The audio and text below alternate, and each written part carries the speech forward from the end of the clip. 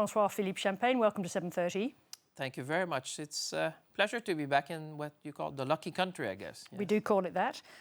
Let's just start with Iran. Over the last couple of days, the Americans and the Israelis have expressed a series of reasons for the attack on Iran. Does it matter to you that the Americans express a clear rationale for why they're doing this? Well, I would say it may come with time. Is that good enough?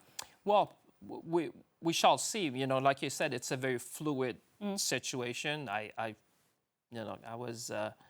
was in India just hours ago, and even in between the flight from India to Sydney, events have evolved. Concern about the attack that we've seen by the Iranian regime on the Gulf states.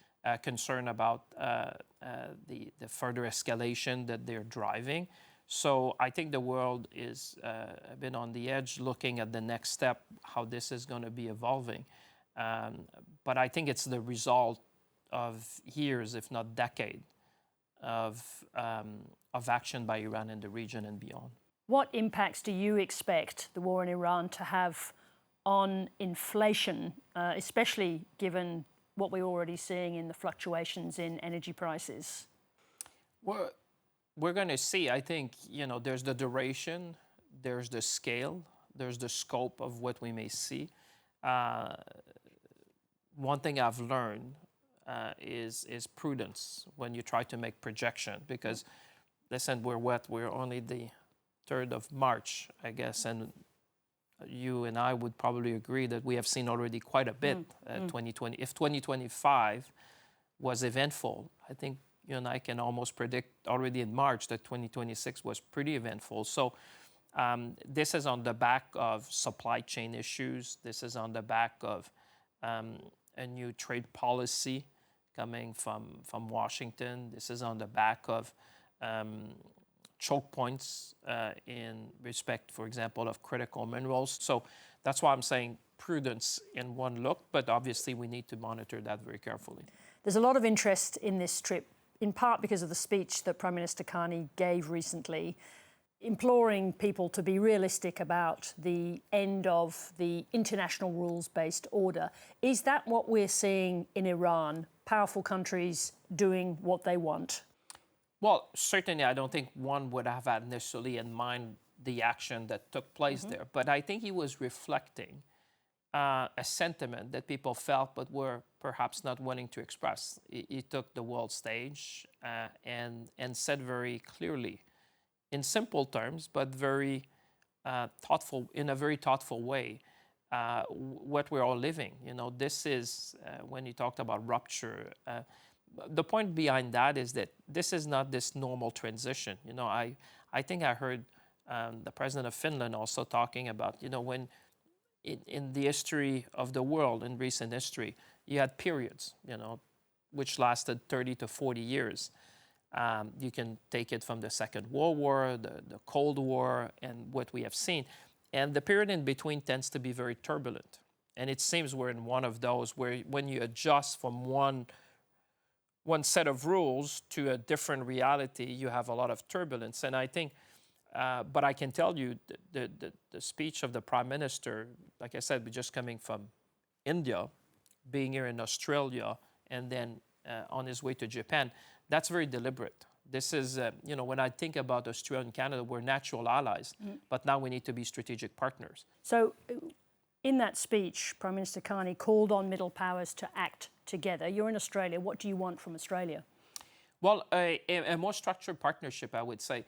What does that mean? Well, we are separate by an ocean, but we're very close in terms of values and interests. So when it comes to trade, for example, we're part of the CPTPP. Our trade is, you know, about $6 billion bilateral. I think we can all agree we can do more. We need to be more ambitious by definition. In the defense space, you know, there's enormous amount of money that are going to be invested. And certainly we need to ramp up production and industrial capacity. Now, if you're Canada and Australia, by definition, our domestic market is too small. So how do we partner together to deliver more for the people and for our defense? So I think I see a world of opportunities, but we need to structure it because saying it is not enough. You've come from India, the Prime Minister's going on to Japan. After trading with America so easily and so profitably for so long, has Donald Trump done Canada a favour by forcing you to look for new partners? Favor might be a big word, but I would say certainly an electoral shock in the Canadian system. You know, how do we build one Canadian economy?